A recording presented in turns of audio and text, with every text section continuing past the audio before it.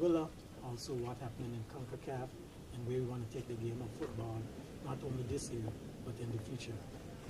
Throughout the region, our U15 boys would have participated in the CONCACAF U15 tournament, Nations League at home, and we look forward to our senior women's on the 21st as they participate in the CONCACAF women's competition Road to Gold Cup. So and we are grateful for this opportunity to continue to share. It's a pleasure having you here. Thank you, Gordon. It's a real pleasure and honor. It's a beautiful island, but the warm welcome of the people, of the football family, your staff, and yours. I always get asked as CONCACAF president is what makes you proud. Football is life, and it reflects life.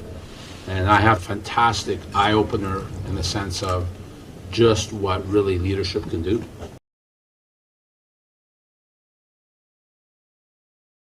But I commend the work and the tremendous work that you've done for football in Anguilla. The work that's been seen on the pitch as well with your youth teams. And president of CONCACAF, one of the biggest football. And what we've ensured at CONCACAF through not only at CONCACAF itself, but the leadership within CONCACAF. And Gordon has been at the forefront of that, very important in terms of making decisions as we have as a collective and making sure there's more football. Make lessons to our youth about teamwork, about what is pitch.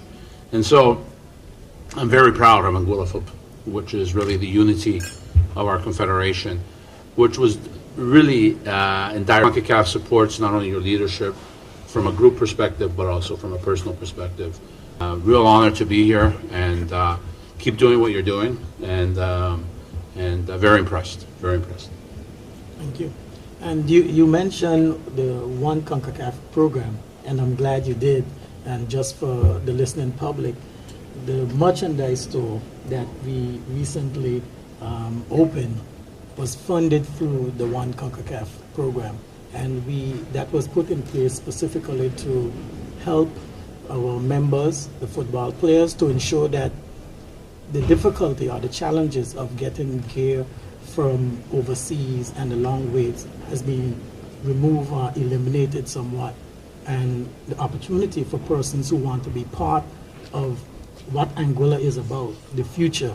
The jerseys, some people say they like the fancy merchandise, that it's available for anyone who walk into the stadium, and also for the persons overseas online. And President, also another important program to the Anguilla Football Association is the Generation Amazing program. I know that came through your leadership, and to show that football is not only what's happening on the field, but we can use football as a vehicle for social change. So two great initiatives that we're so grateful that came through the CONCACAF leadership. Thank you, Gordon. I think it was great seeing the store today. I have to tell, a little story about the Anguilla jersey. So Gordon gave me the jersey when they first actually did it, the orange one, and he gave it to me at a CONCACAF event. And when I am home, I like to play a little bit of five-a-side every Friday morning with some former players.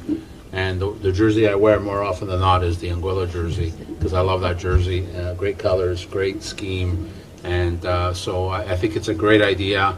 It's out of the box thinking, which is exactly what is required to push this forward. And I think it provides great service to the island, and it's great merchandise, great colors, and I think it's a home run. Okay, so we would like to open floor to the press in case you have any questions for myself or President. The floor is open to the media.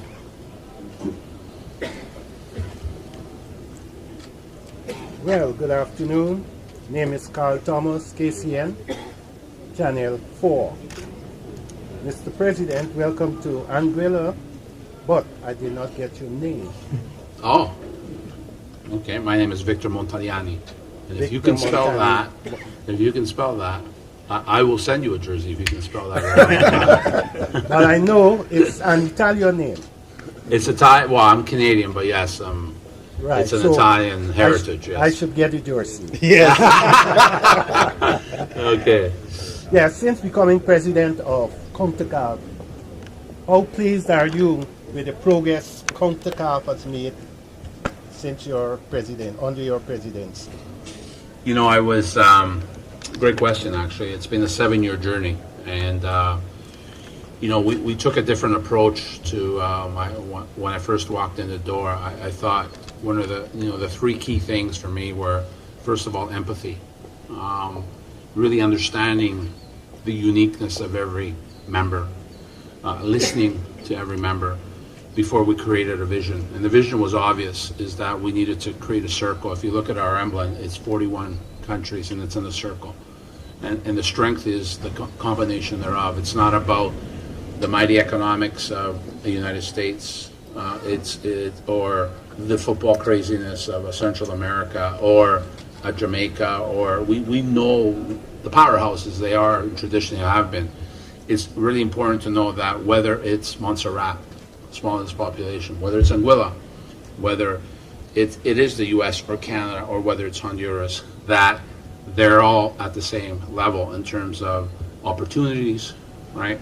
Development opportunities, and what the game means to people in these countries. And that's the beauty about the game.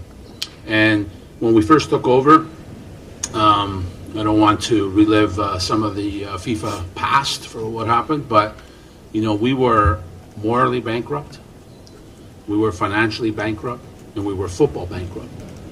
Anguilla would play maybe 1 game every 4 years, really. Now, we're not morally bankrupt anymore. Our principles and our ethos are correct. It's a football-first mentality, football-first philosophy, and that's what we do. We're a very empathetic organization, starting with the leadership around the table, which is emboweled in your own president here. Financially, if you look at our financials that we just addressed in the Congress, we went from bankruptcy to the next 4 years. We will have a operating budget of close to $1 billion. So there's been tremendous growth there. And from a football perspective, we went from almost no games to thousands of games in a year at all age groups, from the senior level to the youth level to women and to men. And so this is what our job is to use football as a vehicle for society. Of course, everybody wants to win, and that's great.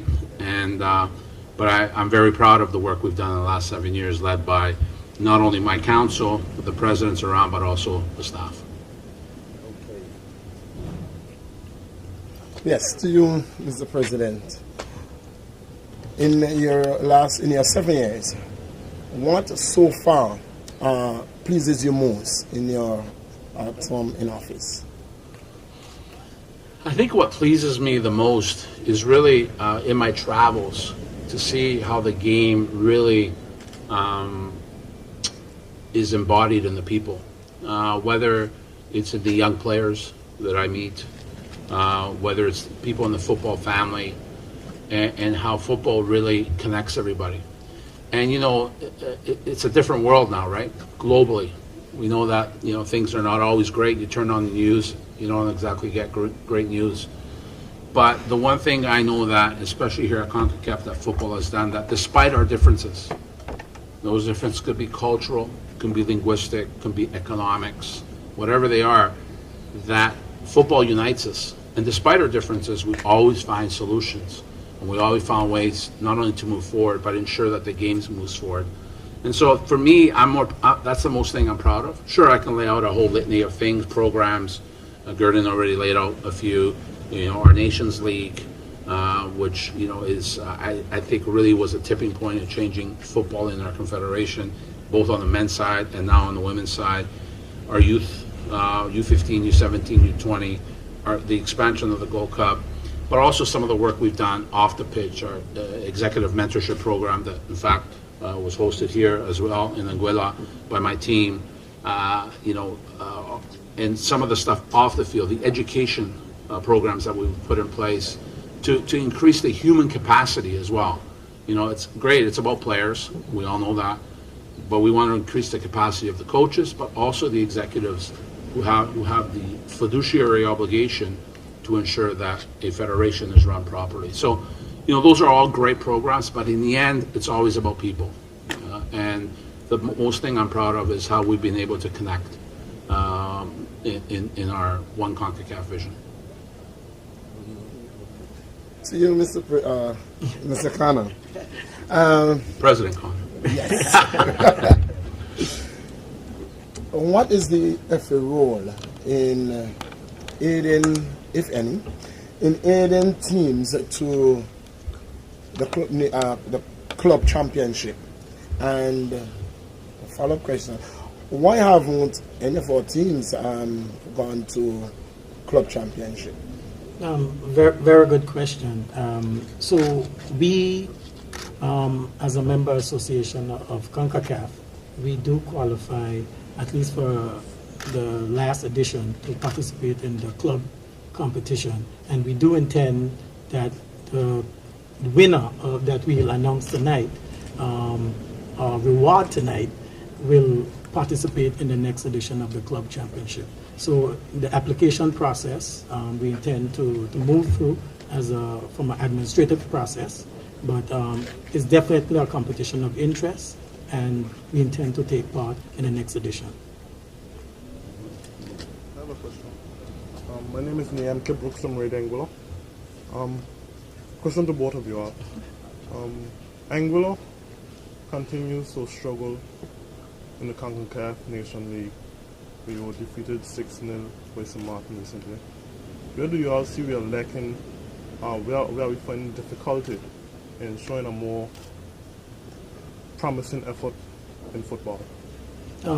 Again, very good question, and a reminder of the challenges we had against St. Martin. But it's going to take time. We understand to play at that level is about having the right players. And we are putting the structures in place to ensure that not in the long term, we'll have the players coming back home to ensure that they could participate at a higher level. Most of the teams that Anguilla would compete against are made up of semi-professional and professional players. We play in an amateur league. That's just what we have at this stage. So the plan is to ensure that we create pathway and opportunities for players to get into universities or into semi-pro and professional leagues. And we continue the search for players with Anguillan heritage to come home and join our team. It's mainly based on having the quality to compete at that level. If you look at the rosters against all the teams, you see they're made up of professional players or semi-professional players. And competing against those players will be a challenge for a period of time, but we're confident with the results that we've seen at the youth level, they will create the opportunities, and when they come home, they will bring that experience and that knowledge that Anguilla will be competitive. It will take some time, but we are confident we're on the right path. Yeah, and just to double down on that, I mean, the dearth of the lack of games in the last, before we embarked on the Nations League for the last 6 years, there was very little football in our confederation. It was very hard for the developing nations that you see in our League C and in our League B to really grow. And I think with the emphasis, especially, and Gordon talked about it, at the U14, the U15, those are the generations you really got to look at. Your senior team, it is what it is, and one night you won't get a result, one night you will get a result because you've gotten draws, and so football. That's the way football is. But it's the investment in the youth and the ability for that 14-year-old right now, or that 15-year-old, in 5 years could be at an NCAA college, could be in a semi-pro environment. And as soon as you start getting a handful of those players in those environments, the level of your team at the senior level increases.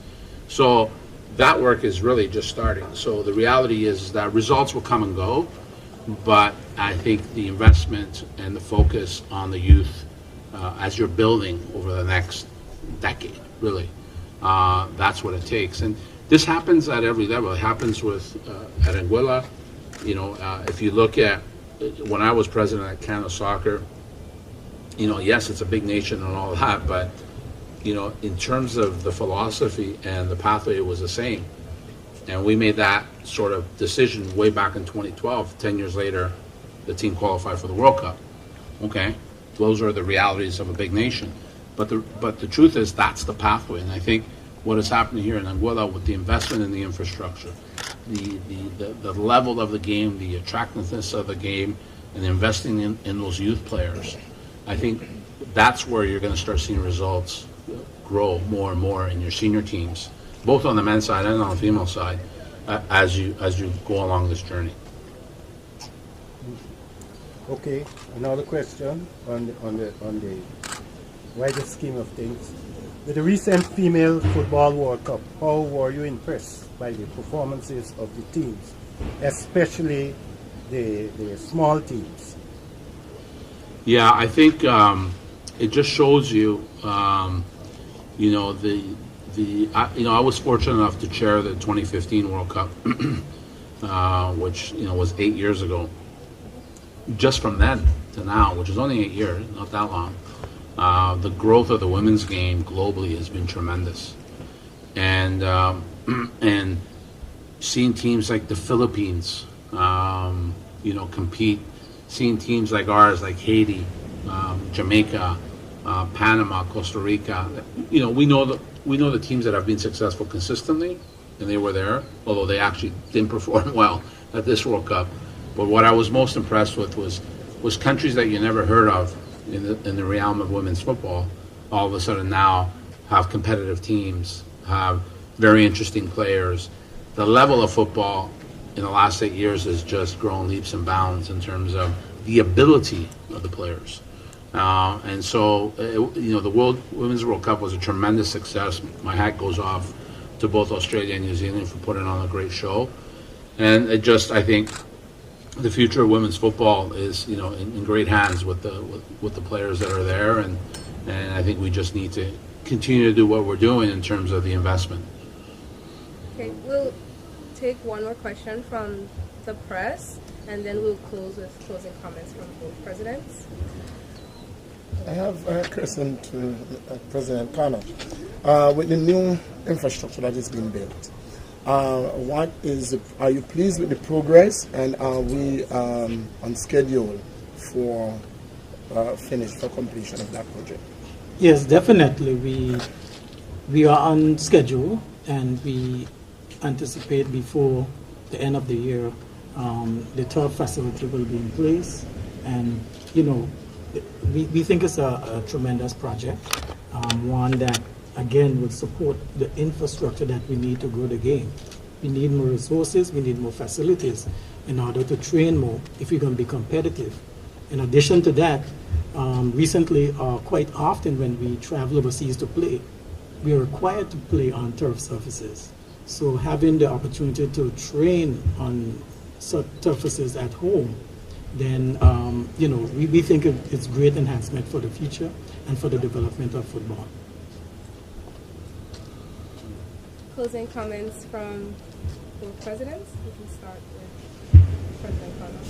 Thank you, and I would like to start by saying thanks for the press for coming out and for engaging in these discussions here tonight. This is actually just before we go and engage in activities for our grand awards for the competitions over the years, and we look forward to celebrating the achievements by our teams, by our coaches, and by the individuals that participated in the league this year.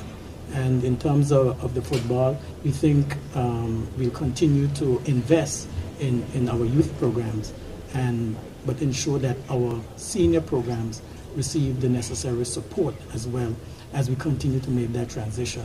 We believe football is on a path, it's exciting, and there's more competitions for our youth players, there's more competition for our senior team, there's more investments in the infrastructure, and we're just excited to see Anguilla in 5-10 years. At another press conference, we want to say we laid the foundation today for what will happen tomorrow. Thank you all. Thank you, and I think I can pause. I can, without question, say that I think that foundation has been laid.